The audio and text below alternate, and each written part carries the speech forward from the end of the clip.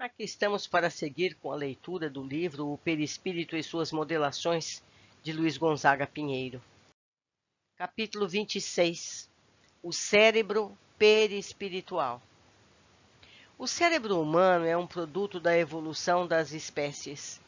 Elaborado desde milhões de anos, vem sendo aperfeiçoado conforme as necessidades do espírito, no que tange a buscar alimentos, selecionar, sentir, procriar, memorizar e desenvolver a inteligência.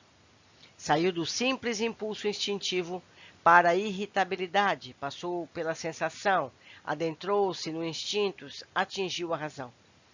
Nessa sua peregrinação evolutiva, o princípio inteligente vem armazenando informações de maneira que, ao atingir a fase humana, seu cérebro perispirítico já continha vasto registro de impressões e sensações relativas à luta pela vida e pela sobrevivência, que poderiam ser racionalizadas e ordenadas formando lições. Com o homem, nasceu a ciência e com o seu pensar surgiu a filosofia. A evolução cerebral se faz basicamente no interior, do interior para o exterior, uma vez que o seu núcleo central, mais conhecido como tronco cerebral, é que conduz as funções básicas da vida, desde os batimentos cardíacos até a harmonia respiratória. Nesse estágio, o que era mais importante e necessário para o princípio inteligente era manter a vida frente às hostilidades do meio, adaptando-a, aperfeiçoando uma máquina material que lhe possibilitasse manifestação cada vez mais intensa no cenário terrestre.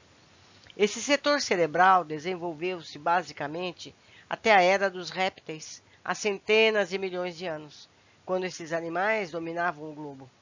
Segundo alguns autores, é pela cobertura do tronco cerebral que se exteriorizam a agressão e a defesa, os rituais, o princípio da territorialidade e da hierarquia social, noções básicas dirigidas por impulsos instintivos e adaptativos das espécies inferiores. Circulando o tronco cerebral está o sistema límbico do cérebro dos mamíferos, desenvolvendo há dezenas de milhões de anos nos mamíferos primitivos anteriores aos primatas. Esse setor cerebral corresponde pelos nossos humores e emoções, bem como os nossos interesses. Continuava o princípio inteligente em suas repetições, enfrentando os fatores ambientais, ora terrestres, moldando órgãos materiais para utilizá-los na aprendizagem, ora despindo-se deles e atuando no plano sutil para regressar ao cenário anterior, incorporando lições de sobrevivência. Envolvendo essas duas partes do cérebro, encontra-se o córtex cerebral, que vem se desenvolvendo há milhões de anos, desde os primatas, ancestrais aos trogloditas. O hemisfério direito do córtex responde pelo reconhecimento dos padrões de intuição, sensibilidade e poder analítico. O esquerdo dirige o pensamento racional, analítico e crítico. Ambos os hemisférios se comunicam por feixes de neurônios em troca informativa, de onde resulta a harmonia do binômio criatividade-análise, gerando atitudes responsáveis e lógicas. A grande maioria dos conhecimentos do espírito é trabalhada através do córtex. No tronco cerebral e no seu envoltório, manifestam-se as funções mais utilizadas pelos ancestrais, como agressão, medo, sexo, defesa, proteção à prole, obediência ao líder, dentre outras. Pelo córtex, o espírito exterioriza as conquistas superiores, tais como a linguagem, a leitura, a abstração, a estética e a inteligência. Como todo conhecimento é de origem espiritual, o espírito vai deixando para a retaguarda os ensinamentos superados, sem muita significação para o estágio que já atingiu. Do histórico de lutas e conquistas anteriores, muita coisa se perde na noite dos tempos, restando para o futuro toda a memória biológica, algumas impressões e instintos que, demasiadamente exercitados, gravam-se fortemente na intimidade perispiritual. Em resumo, consideramos o cérebro como um bloco único, embora que, para efeito didático, possamos dividi-lo em 3 compartimentos.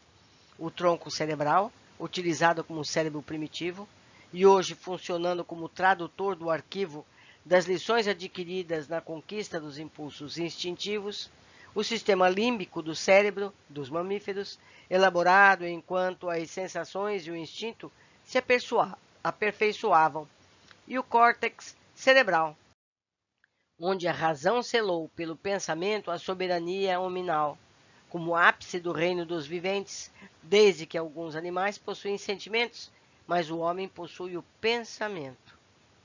Nos dias atuais, o cérebro é visto e analisado em tríplice aspecto: subconsciente, consciente e superconsciente.